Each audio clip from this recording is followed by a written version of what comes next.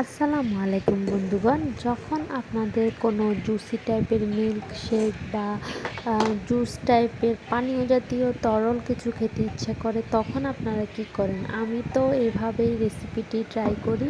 তো সেদিন অনেক মিল্কশেক খাওয়ার ক্রেভিং হচ্ছিল।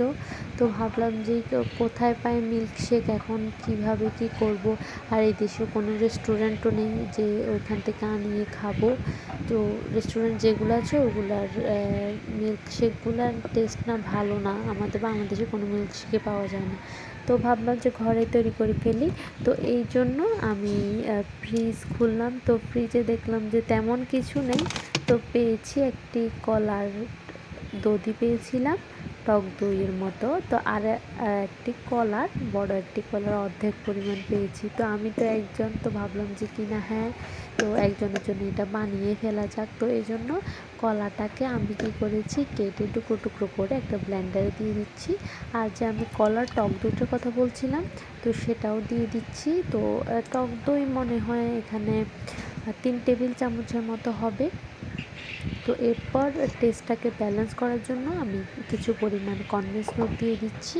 তো কনডেন্স মিল্ক আমি 2 চামচের মতো দিচ্ছি। তো এরপর আমি গুঁড়ো দুধ দিয়ে দিব।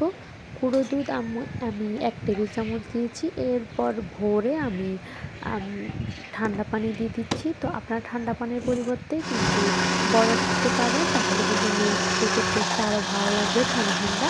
আর এরপর আমি এগুলোকে ভালো করে ব্লেন্ড করে নিয়েছি। তো পানি এখানে আমি 1/2 কাপের মতো দিয়েছি।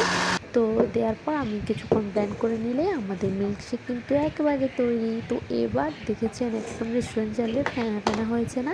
এটা হয়েছে কি জন্য জানেন? ওই যে কনডেন্স মিল্ক দিয়েছি না, এই জন্য একটু ফেনা ফেনা টাইপের হয়েছে। এগুলো দেখতে কিন্তু অনেক সুন্দর লাগে না? তো এরপর আমি একটি গ্লাসের মধ্যে ঢেলে, তো এরপর দেখার সৌন্দর্যের জন্য অল্প একটু কোকো পাউডার দিয়ে দিচ্ছি, যাতে দেখতে সুন্দর লাগে। তো এরপর এই মিল্কশেকটা নিয়ে একটু রং ঢং করলাম, আপনাদের সাথে তাই রেসিপিটি শেয়ার করলাম। তো আজকের রেসিপিটি যদি ভালো লেগে থাকে, তাহলে কিন্তু অবশ্যই আমার চ্যানেলটা সাবস্ক্রাইব করে আমার ফেসবুক পেজ ফলো করে আমার ভিডিও শেয়ার করে দিবেন। তো আজকে এই পর্যন্ত। আল্লাহ হাফেজ সবাইকে।